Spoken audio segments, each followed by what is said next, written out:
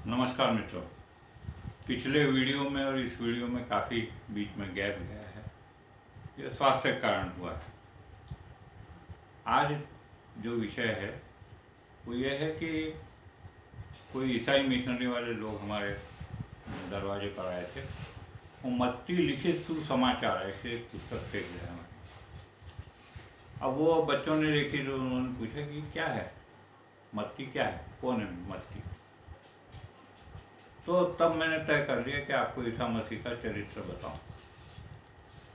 ईसा मसीह जिसको मानने वाले आज दुनिया में दूसरे नंबर पर है, माने दूसरे नंबर पर माने काफ़ी जनसंख्या उसको मानती है ईसा मसीह।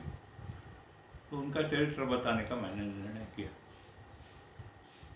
अब इससे पहले हमको थोड़ी सी बैकग्राउंड लेनी पड़ेगी भारत की।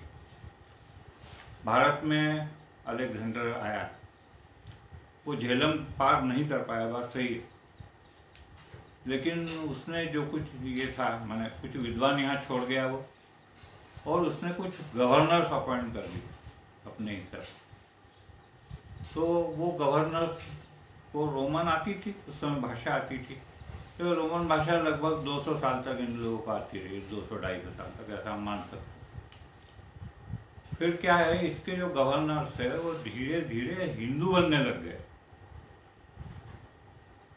एक उसमें का हेलियोडोरस नाम का जो है व्यक्ति, वो सूर्य पूजक हो गया, और इतना ये हो गया, वो उसमें मस्त हो गया सूर्य पूजा या जो भी उसने पंथ लिया था, कि विदिशा के पास हेलियोडोरस स्तंभ करके एक स्तंभ उसने खड़ा कर दिया। आपको बस इतना ध्यान रखना है कि उस समय रोमन भाषा जानने वाले कश्मीर के आसपास के क्षेत्र में थे, इतना आप मान लीजिए। फिर चंद्रगुप्त मौर्य हुआ, फिर चंद्रगुप्त मौर्य ने वो उससे विवाह कर लिया, हेलन करके जो एक गवर्नर की लड़की थी, उससे विवाह कर लिया। ये सारी कथाएं हैं। बाकी अपने को रेफरेंस में इतना ही चाहिए कि वहाँ रोमन भाषा बोलने वाले लोग थे। चलिए अब ईसा मसीह के चरित्र पर हम जाते हैं। तो ईसा मसीह का चरित्र जब हम देखते हैं तो उसका जन्म बेथलेहम में हुआ। उसको नाजरत भी कहते थे, माने बेथलेहम उस समय वो है इसके बॉर्डर पर, लेकिन वो जॉर्डन में कुछ दिन जॉर्डन के कब्जे में रहा, कुछ दिन यहूदियों के कब्जे में रहा, माने इजराइल जिसको आज हम कहते हैं, उसके कब्जे में रहा, और ये चलता रहा। माने उसका जो जन्म स्थान है बेथलेहम में, गैलीली या नाजरत, जो भी नाम, तो वो उनके कब्जे में था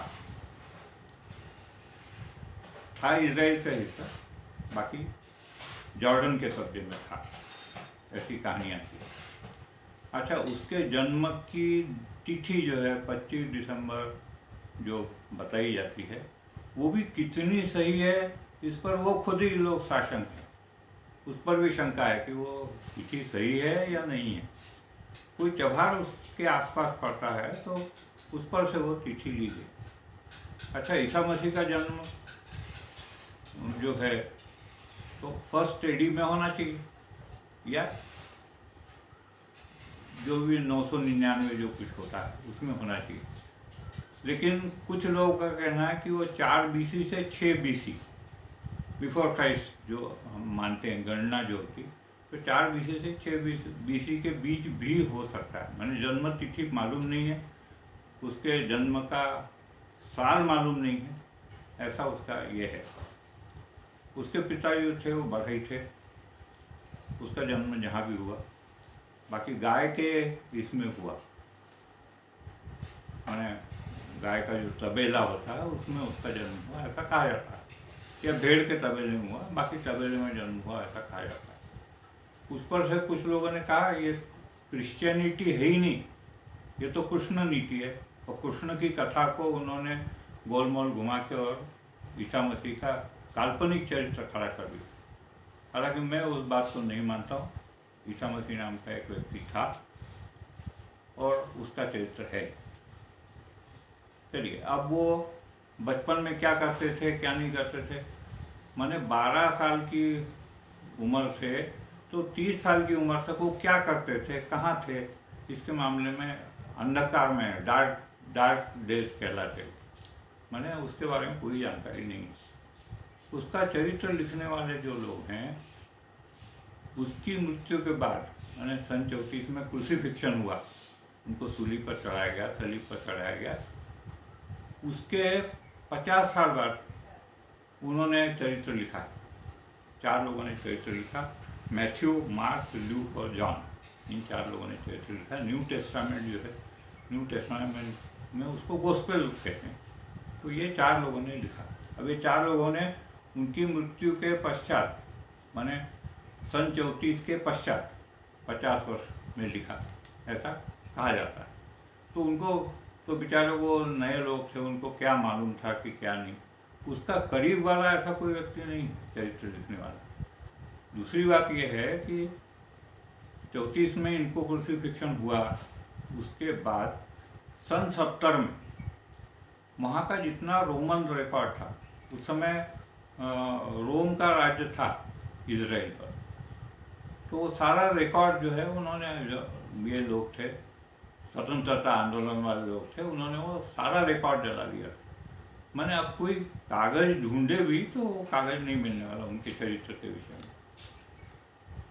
तो हुआ ये कि सन 30 के उम्र से उनका चरित्र लिखा गया, ऐसा माने। अब वो डार्क डेज के बारे में बाद में बात करते हैं।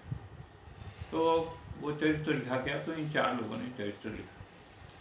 अब वो 30 साल की उम्र से 34 साल की उम्र में, उन 4 साल का ही विशेष चरित्र है। मैंने जितने चरित्र मिलते हैं उसमें ये 4 साल का चरित्र है। तो इन 4 सालों में उन्होंने स्वतंत्रता प्राप्त करने के लिए जो प्रयास किए, लोगों से मिले।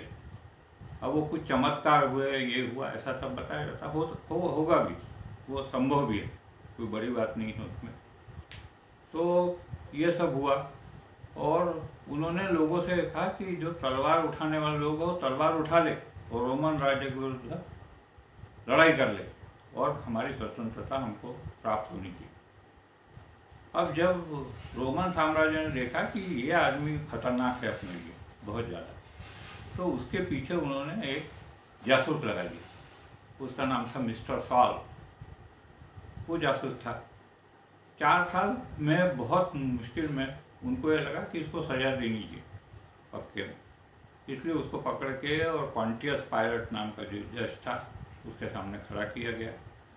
उसने उनको कहा कि इनको सलीब पर चढ़ाना है, क्रूस पर चढ़ाना है, क्रूसिफिक्शन करना है। और 2 चोरों के साथ, 2 चोर आजू बाजू, मैंने उसका अपमान करने के दृष्टि से उन्होंने वो सलीब पर लटकाया। तो बाइबल तो ये कहती है कि उनको सलीब पर लटकाया और 2 या 3 घंटे बाद उतार लिए नीचे। उसके बाद जो है कि वो मर गया ऐसा कहा गया और उनका कफन डाल के और एक गुफा में, जहाँ बहुत बड़ा पत्थर लगा हुआ था, उस गुफा में उनको रखा गया। और 3 दिन बाद जो है वो निकाल के कि दफनाना है इनको, इसलिए दफनाने के लिए जब हो गए तो वो वहाँ नहीं मिले, ऐसा बाइबल में कहा है। अच्छा, उसमें भी फिर उन्होंने कहा कि ईस्टर संडे जो आता है, ईस्टर संडे के दिन वो एक पहाड़ पर गए तो उनको ईसा मसीह दिखे और वो फिर आकाश में उड़ते हुए दिखे और वो चले गए स्वर्ग में, ऐसा वर्णन है। लेकिन ये 4 जो लेखक है, इनमें भी मैंने उस जगह का जो वर्णन किया है कि जहाँ से वो स्वर्ग में गए, उसमें भी 40 किलोमीटर का अंतर है। तो अब कथाएँ कितनी सही, इसकी सही कि उसकी सही, ये तो ये वाली बात है। कुछ राइटर्स ने इस पर काफ़ी खोज की कि क्रूसिफिक्शन हुआ तो मर गए या उनका देहांत हो गया, ऐसा मानकर उस पर उड़ा दिया और वो गुफा में जो रखा। तो वैद्य तो उस समय भी था, जैसे अपने यहाँ था वैसे वहाँ भी था।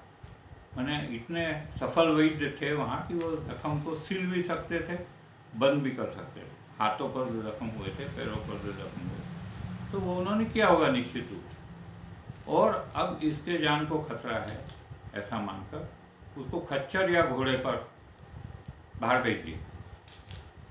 अब शुरू में जो 12 साल तक 12 से 30 साल का जो अंधकार में समय बोला जाता है, उस समय ये वहाँ से इधर से सीधे वहाँ तक आए हैं, कश्मीर तक, जहाँ तक्षशिला विश्वविद्यालय था, वहाँ वो आए हैं, वहाँ उनकी पढ़ाई हुई है। इसके भी प्रूफ नहीं है, लेकिन ये कहा जाता है।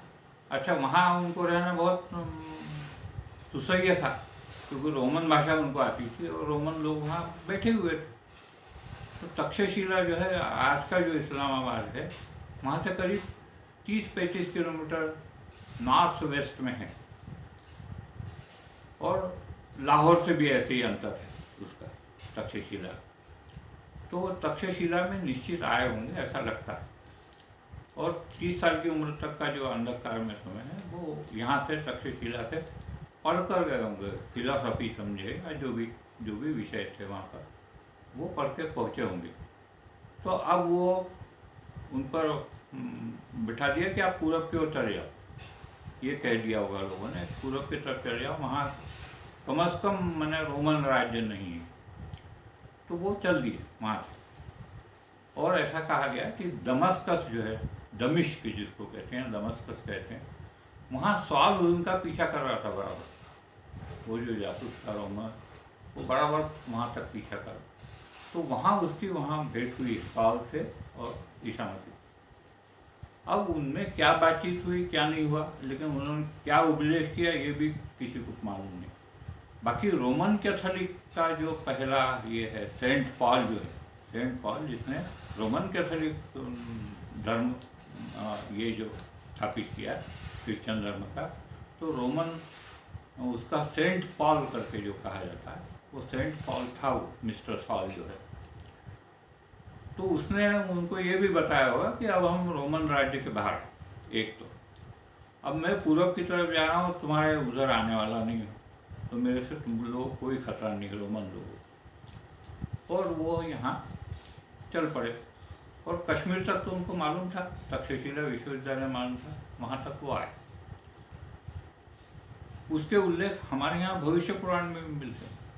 भविष्य पुराण में एक वर्णन है कि कश्मीर ये गया हुआ था शालिवाहन, जिन्होंने शालिवाहन वाला जो है राजा, वो उस समय सम्राट हुआ करता था। तो उसने देखा कि एक सफ़ेद कपड़े पहने हुआ आदमी और एक गोले में बैठा हुआ है, और आसपास लोग बैठे हुए हैं। तो वहाँ गया, उसने प्रणाम किया, उनसे पूछा कि आप कौन हैं।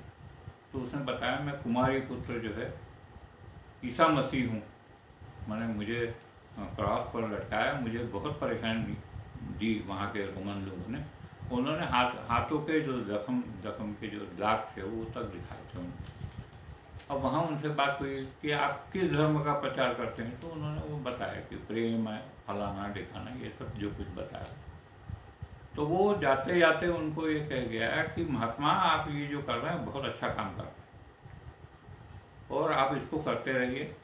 बाकी एक बात ध्यान रखें कि यदि राजद्रोह की जरा सी भी बू मुझे आती है, मैंने ब्राह्मणों को नहीं छोड़ा, जैनों को नहीं छोड़ा, बुद्धों को नहीं छोड़ा, यदि कहीं से भी देशद्रोह का मुझे संकेत मिलता है, तो मैं आपका वही हाल करूँगा जो उन लोगों का किया है। ये बोल के वो गया, वहाँ से प्रणाम करके गया, लेकिन इतना धौस समझे या जो भी समझे वो बोल कर गया है। और फिर वहीं वो कई साल रहे, और उनकी मृत्यु हुई। उनकी जो कब्र है, कब्र कह लें, समाधि कह लें, वो प्रॉपर श्रीनगर में है।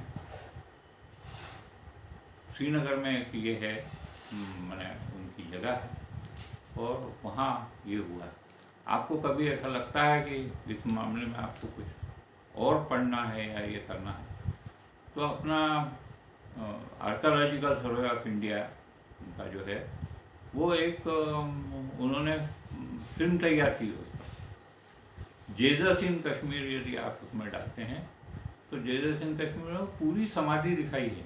उसमें वो लिखा हुआ है जो मैं बता रहा हूँ कि कुंवारी मेरी का बेटा यहाँ सो रहा है, यहाँ दफन किया गया है।